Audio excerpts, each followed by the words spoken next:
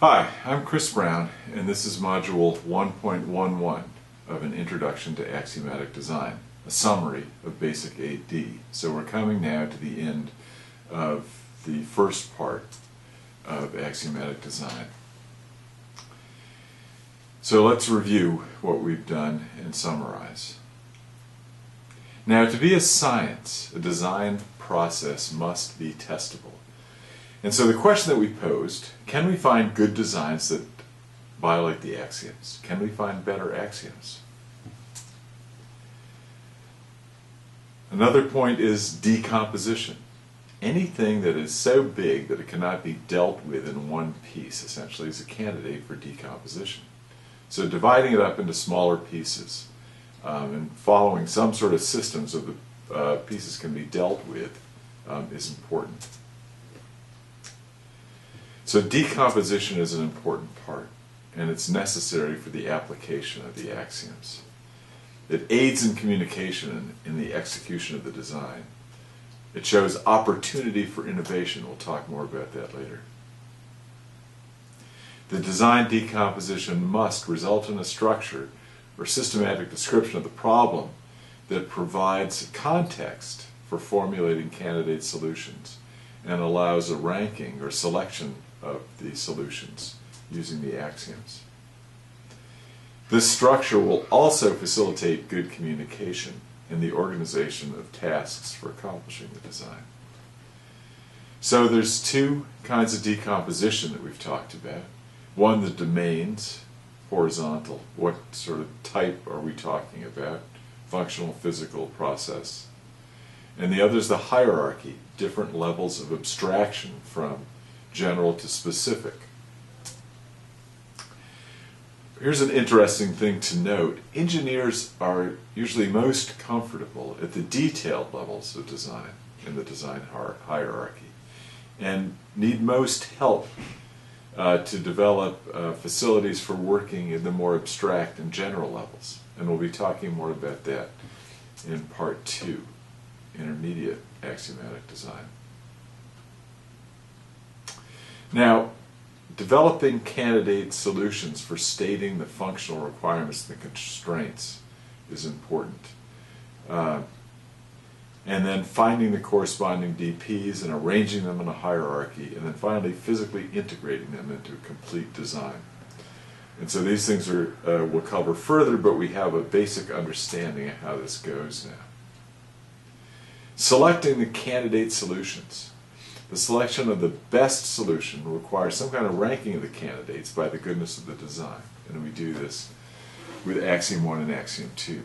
Actually, we can maintain the independence, Axiom 1, during the decomposition, and then the ranking really only occurs with Axiom 2. So the design domains, a little review. So this is the horizontal decomposition. Customer, functional, physical, process.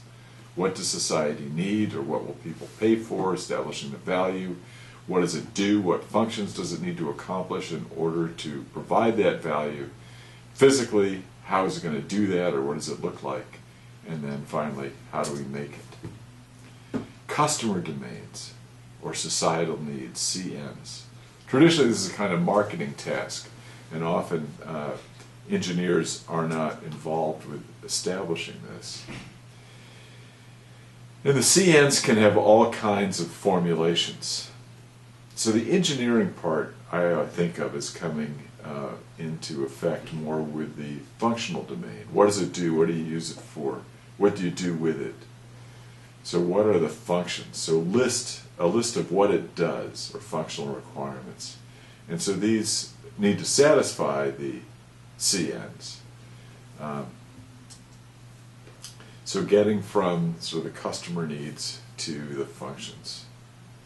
And then the physical domain. So this is essentially the design solution classically. It's a list of the physical attributes, things that can go on a printer and a CAD file. Bill of materials. These constitute the design parameters and have to fulfill or satisfy the FRs. And traditionally this is an engineering task. This is coming up with a physical solution. Now, coming up with the process variables, this is manufacturing process design or manufacturing engineering. And so how do we configure machines and manufacturing processes in order to produce the physical attributes that are called for in the design parameters?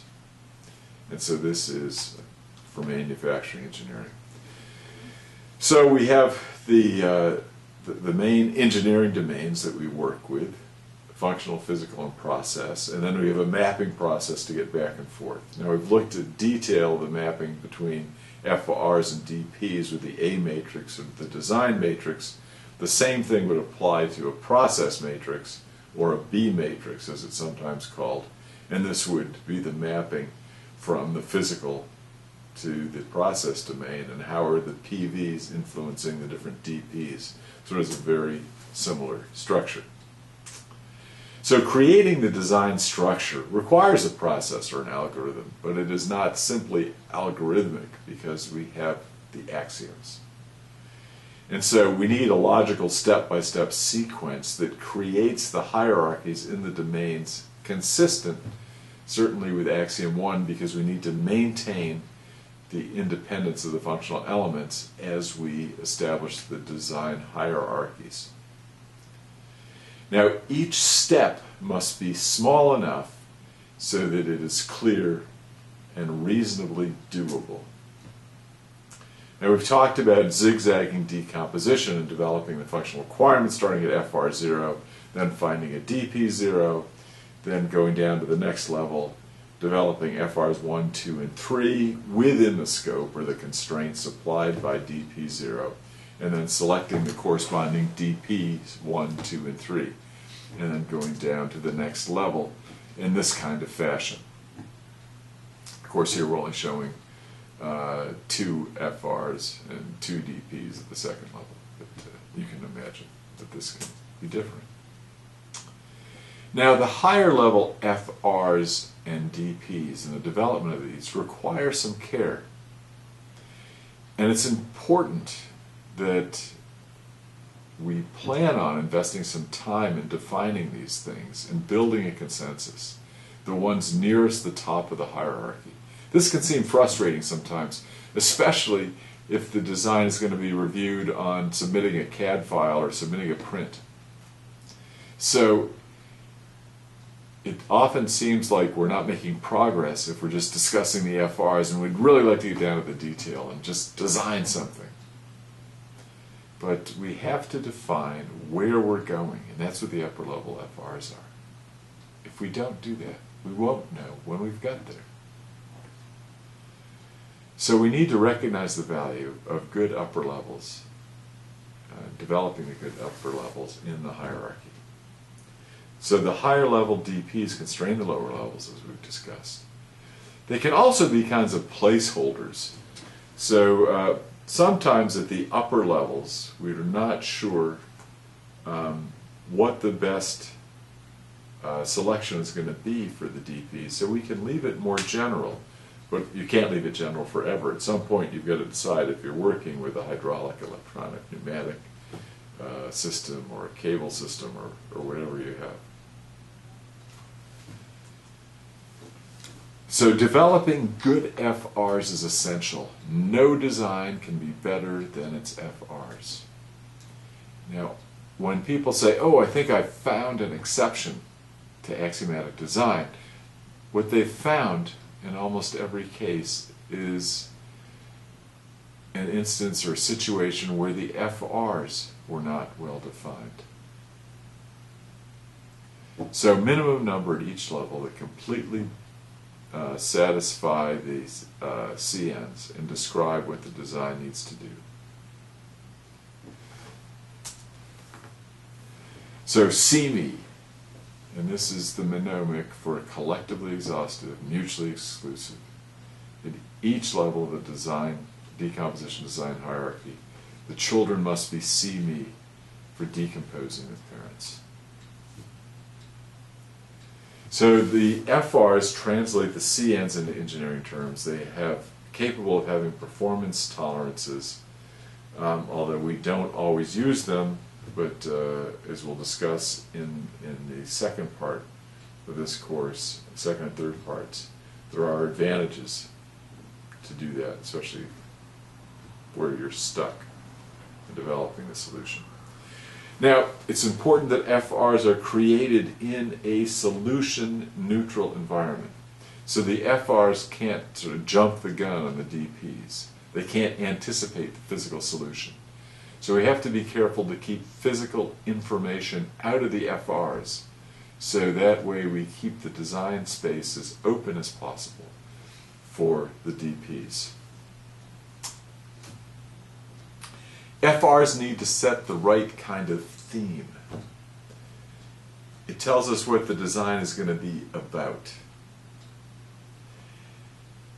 And in the quest to find a detailed solution, lots of times we skip this.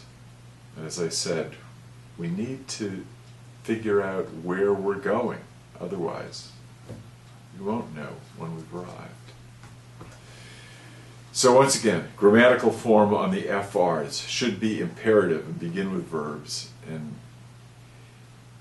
we should avoid conjunctions. Now, if we can't eliminate the conjunctions, and we say we just have to have an and in here because there's no word for these two things together, then that should sort of telegraph what the children should be.